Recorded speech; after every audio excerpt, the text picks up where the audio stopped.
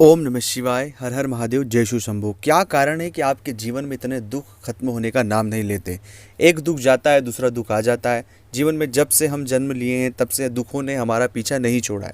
ऐसा क्यों हमारे साथ बार बार हो रहा है? हम बहुत से उपाय करते हैं, बहुत से हल करते हैं, और हम तो जाने और अनजाने में कभी भी किसी व्यक्ति का बुरा नहीं करना चाहते, लेकिन फिर भी हमारे हिस्से में दुख क्यों है और इन दुखों से कैसे छुटकारा मिलेगा?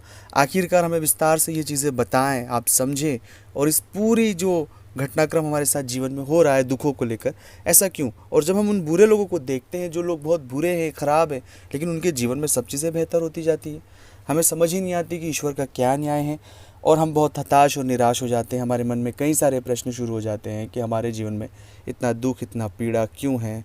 हम तो हमेशा चीज़ों को लेकर बेहतर करना चाहते हैं।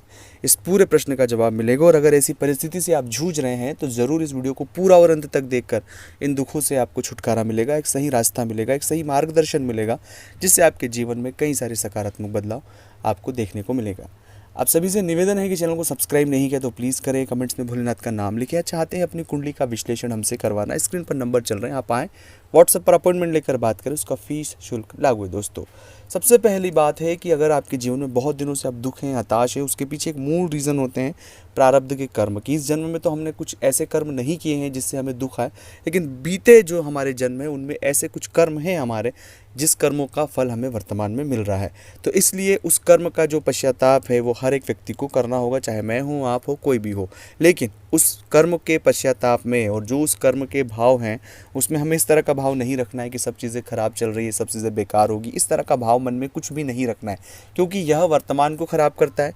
यह आने वाले समय में इस जन्म में जो किए जाने वाले हमारे अच्छे कर्म हैं, हम उन कर्मों को ख़राब कर रहे हैं।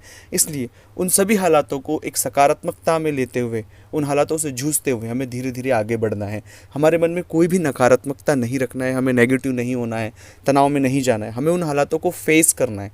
जब तक हम फेस नहीं करेंगे तब तक चीज़ें कुछ भी ठीक नहीं होगी। और ईश्वर का जो स्मरण है वो सबसे बड़ी सत्ता है, वो सबसे बड़ा दयालु और क्षमा करने वाला है। इसलिए जितना हो सके उतना अपने इन हालातों में नमः शिवाय का जाप करें, ओम नमः शिवाय का जाप करें। अब अपने इन हालातों में भी देखें कि इन हालातों में भी ईश्वर ने हमें सपोर्ट किया। हम जिन हालातों में अभी वर्तमान हैं, जो चीज़ें बेहतर हो रही है, वो भगवान की कृपा से हमारे जीवन में हो रही है। इसलिए जितना ज़्यादा हो सके शिव मंत्र का जाप करें, नमः शिवाय का जाप करें, अपने इष्ट मंत्र का जाप करें। अब जितना जाप करेंगे उतने आपके हालातों में एक सकारात्मक बदलाव देखने को मिलेगा। लेकिन कहीं भी नकारात्मक नहीं होना है, कहीं भी आपको बहुत ज़्यादा डिप्रेशन, तनाव या इस तरह की नेगेटिविटी में नहीं जूझना है। जो हालात है उन्हें फेस करना है, खुद को शांत रखना है। जो हमारा कर्म आप कर रहे हैं उन्हें पूरे डेडिकेशन के साथ उस कर्म को करते जाएं।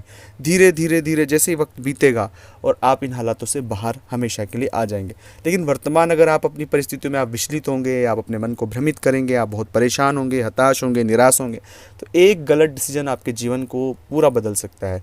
तो इसलिए मेरा निवेदन है कि ऐसे हालातों में नमः शिवाय का जाप करें, खुद को धैर्य रखें, अपने हालातों को बहुत डीप ऑब्जर्वेशन करें कि कहाँ सही है, क्या गलत है।